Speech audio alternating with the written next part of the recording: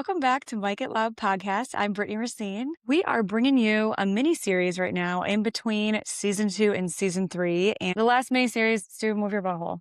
I wanted to go for another mini series just because it's a good way to fill the gap in between seasons. The first mini series that we did was the spooky season. That was during the month of October. And we did 5 episodes with Kirsten, the psychic medium, and we really deep dove into all things spooky for Halloween season. That one was a blast. And so for the spring, I decided that I would do a solo mini series on mindset, branding, and all the things that I actually originally thought that I was going to make the podcast about. So this is going to be kind of a series of little pep talks for you. Just different things that I have learned over the past couple of years that have significantly transformed my life and my thought process and the way that I talk to myself and the way that I really perceive situations as I go into them. So with that being said, today we are going to talk about 10 habits that you need to quit immediately. It's almost like they're so normal that it would be weird to actually cut these out. Okay, number 1 is going to be stop taking everything so personally.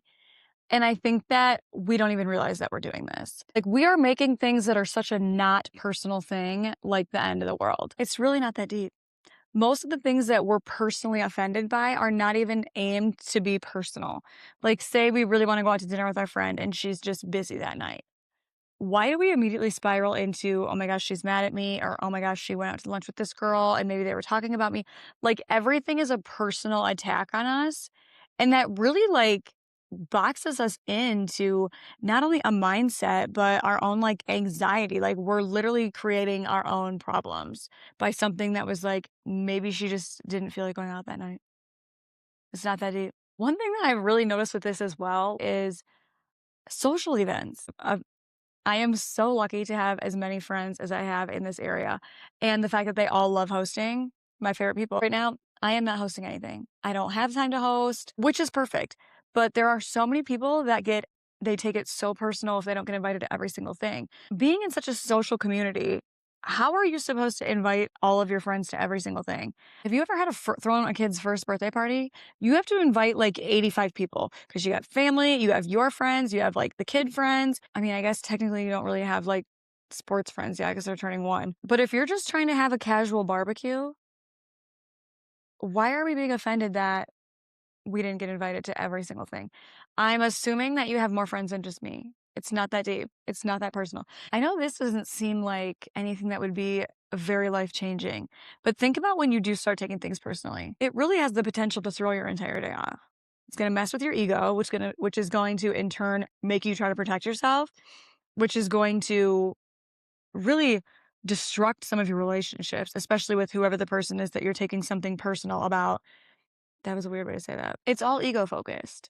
And there's nowhere to grow or even live in a healthy mindset if it's surrounded by your ego or your resistance. And when I say ego, I'm not saying you're so egotistical, all you think you're so great. I'm not thinking, and that's not what I'm talking about. Your ego is, that voice in your head that's constantly telling you you're not good enough, or that something happened to you because you did something wrong, or it's the overthinker that's just really annoying and negative. Okay, number 2, stop always assuming worst case scenario on everything. Every single time that you have an idea about something, and then again, our ego, that little annoying voice in our head that's going to tell us we can't do it because what if you fall on your face? What if everybody judges you? What if it's a total flop and you wasted all your money? This that can go wrong, right? This is where you want to train your brain of what could go right and focus on that. Because really, once you start focusing on everything that can go wrong, what you're really doing by that is just manifesting more negative energy and pushing yourself and making yourself further out of alignment from whatever it is that you want. A lot of these things are just things that waste so much time and so much energy and so much potential and just gets us out of alignment for what we actually are trying to do. And when I say alignment, if you're not a mindset person, you're not a manifester, alignment is just keeping you on track. So here's you and here's your goal. You might not even know what your goal is, but you want to keep going in this direction, okay?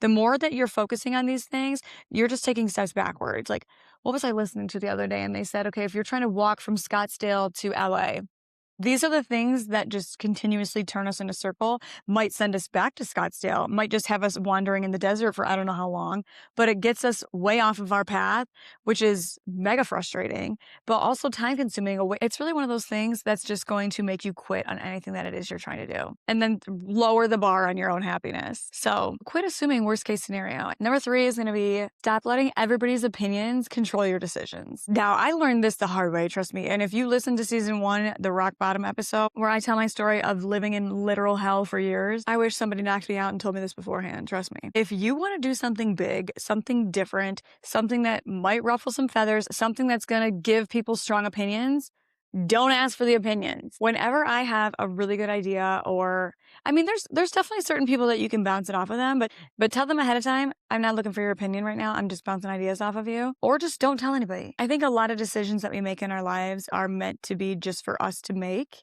and just for us to decide how they work. But we're so afraid of ourselves. We don't trust ourselves. And I think it's a lot of society conditioning where we've just, like, the people pleasing, the judgment, like the fear of other people.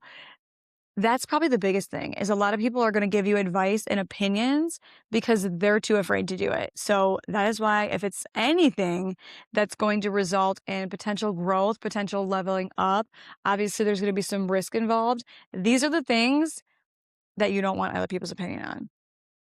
Your intuition is never going to be louder than when you don't have anybody else's opinion on it. When you're sitting in with yourself, that's when you can figure out what is the right thing for you to do in that situation. It is amazing how many people are going to give opinions and advice on shit that they've never lived. Do you know how many opinions I got on divorce from people who have never been divorced? Do you know how many opinions I got from people about the restaurant that I owned, that have never owned a restaurant, have never owned a business, probably don't even have a job, have never managed people, have never worked with addicts, have never done anything that has to do with franchising? A lot of opinions there, a lot of advice I was given that was stuff I should have never heard. But you know what? I learned my lesson, because that drowned me. Others' opinions should have absolutely zero control over your mindset, over what you're doing, over how you're thinking, and over the direction that you're going. What is this, number 4? I think it's 4. Now, I got to give Jen Gottlieb a shout out for this one, because she's the one that taught me this, and I'm so glad that she did. Stop comparing your chapter 1 to somebody else's chapter 10 or 20 or 100. This is a mindset. Like, why is it so hard for us to even figure out that we do that? I think we look at other people's Instagrams, we look at their businesses, we look at their homes, we look at their lives, we look at their confidence level. We don't even know we're doing that. We are comparing our confidence, lifestyle, businesses, social media, houses to somebody else's that was in our shoes before. They might have been in our shoes longer. They might have even been in worse shoes than we're in currently. But just because we're not seeing that right now doesn't mean that it doesn't exist.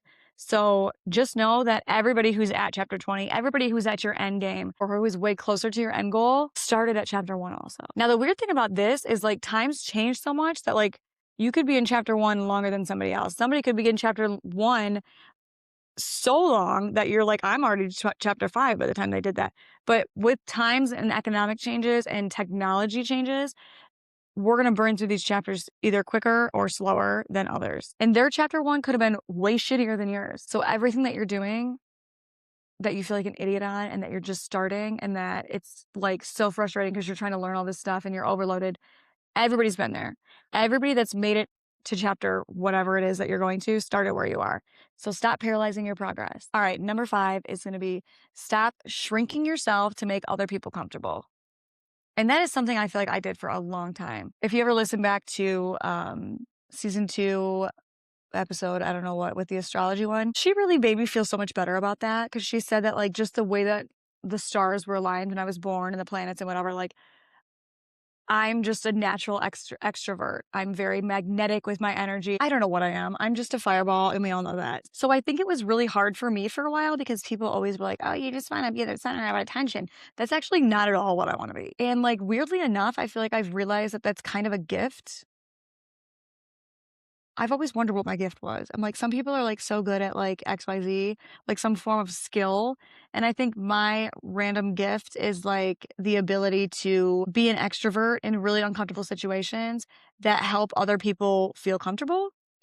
And I think sometimes that's intimidating to people, but I don't at all mean it for that. So I feel like for a very long time, I tried to dim that because people were like, oh, you're such an attention whore. And I don't actually feel like people say that about me now, but as a younger adolescent, teenager, young adult, I feel like people really guilted me on that and judged me on that. So I feel like I did try to like dim that down because I didn't want to make anybody think that about me or make them intimidated by me. Just because you're more comfortable in a situation or you're better at something doesn't mean that you're an asshole. So be you, and if that makes other people uncomfortable, that's not your fault. They're uncomfortable with themselves. All right, number 6, stop reliving the past. And we're all guilty of this. And obviously, this is like, I mean, I do sometimes too. And I wouldn't say every day, I wouldn't say more days than not. But I think that's one way that we don't ever outgrow our traumas. We just carry them around. This actually wasn't even intentional for me. This was not my fault, okay? When I had the restaurant still, I'm just going to use this analogy.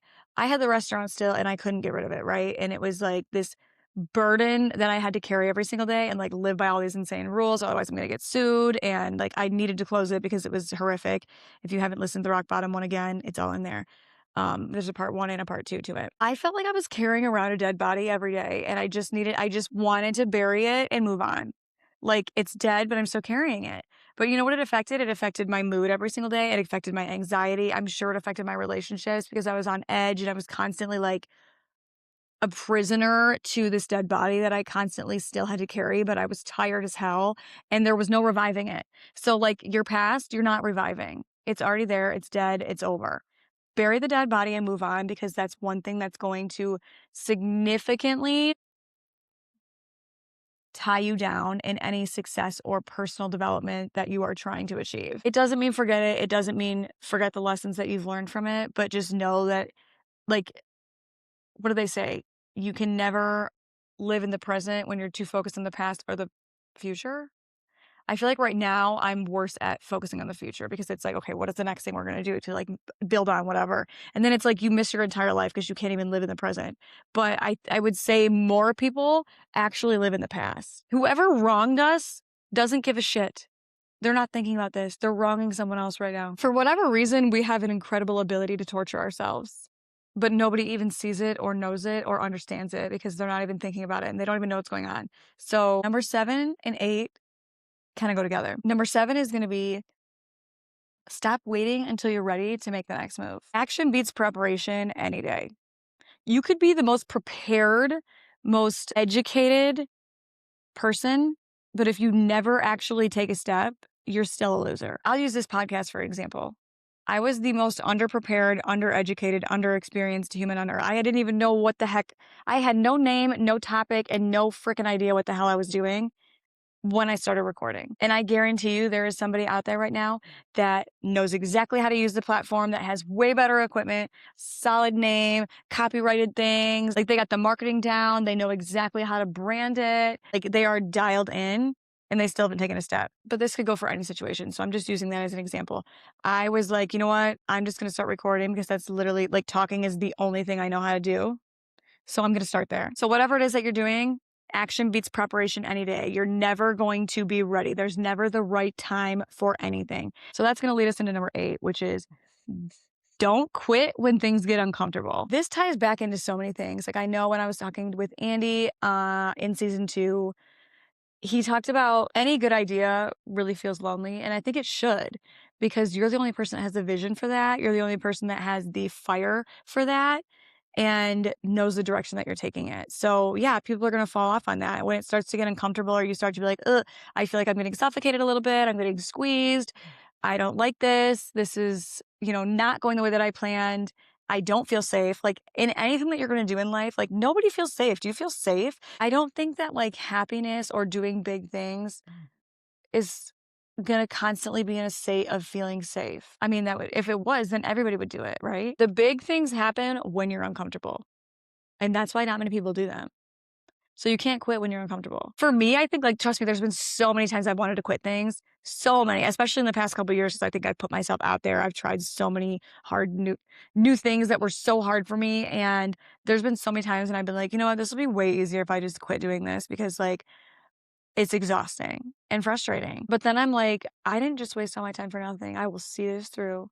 And all I can think of, this is such a weird scenario to even like talk about this with, but I know I did share this one also with my episode with Andy and Anthony. So if you did listen to this one, you're going to know the story I'm talking about. I got sick in Mexico on the day we were leaving to go home. We had a like hour and a half drive from our resort to the Cabo airport. Then our plane was delayed. So I had like another 2 or 3 hours until I got on the plane, then a 5 hour flight back to the US. That's like 8+ hours of travel. And I threw up literally every 5 minutes the entire way, maybe less than that. 3 to 5, it was like 3 to 5 minute contractions, but puking the whole way. And so by the time we get to the airport and our plane was delayed, I was like, I already put 5 hours into this. I am not turning around now. I put 5 hours into this. I'm almost halfway there. I am almost halfway there.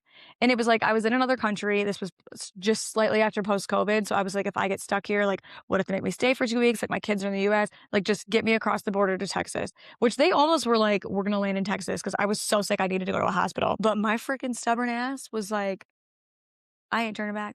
I already put 4 hours of absolute hell into this trip. I will see it out. Maybe I'm just really stubborn and bullheaded, but that's where all the other people fall out. That's where all the people who make it don't quit. Damn, how many more I got? 2? You know what? 9 and 10 kind of go together too. Okay, number 9 is going to be stop feeling the need to explain yourself to anyone. First of all, it's a waste of your time because they're not doing the same thing you're doing. They're never going to have the same vision. They're probably afraid of whatever it is you're doing.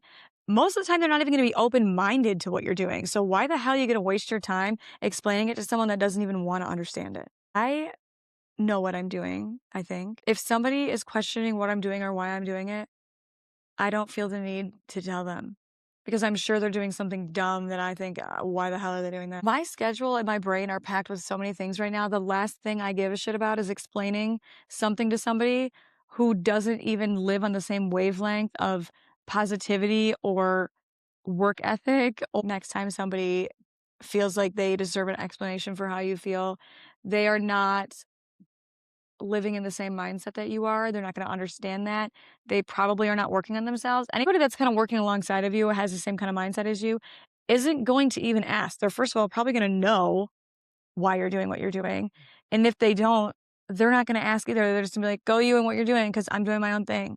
Anybody who's asking, demanding, or just like questioning everything that you're doing doesn't deserve an explanation because they should probably be working on themselves and not picking apart what everybody else is doing. Those are those people that you need not in your front row right now. So don't even waste your time. And number 10 is going to be, I already forgot. I got really excited for something that I don't know. Stop turning small setbacks into giant failures. It's not that deep. It's not a personal thing. It's not that deep. We are making everything so deep. It's really not that deep. Cool. You fell on your face once or one. Say, okay, let's make this very practical. You put out a piece of social media content and it only got 500 views. No one gives a shit. That's not a failure. You still did it. It's a small setback. It didn't take off the way that you wanted to. It was a little bit of a disappointment. Probably nobody noticed. And the longer you're going to waste your time pissing and moaning about how something didn't go the way that, and I'm guilty too, trust me. I will throw a fit for a minute. If a fit needs to be had, I am here to throw it. We can't let those things spiral. Maybe you just haven't failed as hard as I have in my life that every little setback feels like a giant failure, but you always learn something in that. And if you ever look at somebody's like amazing story of success, go look at how many times they failed. They could be huge failures too, not even just minor setbacks, but you know what? They still made it through because they chose to not let that failing moment define them. They chose to make a way around it. Stop being dramatic about tiny little things. They're kind of what define us. They're what makes the story good. Nobody wants to hear a story that was like, oh my gosh, everything amazing fell into place for you from start to finish. That's lame. I don't even want to listen to that. I don't even care what you do that's so good now because I want to know the shit. So write them down at this point. Maybe you'll end up having a book. Maybe you'll have a memoir about all the shitty things that you're experiencing right now. So maybe they are good. Anyways, I hope you got something out of my little rant, my little pep talk. 10 mindset habits to quit immediately. If you don't know me, follow me on socials. My Instagram handle is at Brittany Racine _. My TikTok, I can never remember it, but I think it's Brittany Racine 643. I don't know where that number came from. Did I make it or did they give it to me? And I'm on Facebook at just Brittany Racine, but Facebook is kind of, I think you have to follow me because I have too many friends I can't accept anymore. Follow me on all the things, follow the podcast, leave us a 5-star, leave us a comment, send this to a friend that you know you need to just say, yo, get the hell out of your own way. Let me know if there's any topics that you are interested in for future episodes or season 3. If you want to be a guest on season 3, if you have a story you want to share or a business that you want to promote, please reach out to me or send this to someone that you think would be a great fit. Again, I'm Brittany Racine with Mike It Loud, and we'll see you next week for another mini series.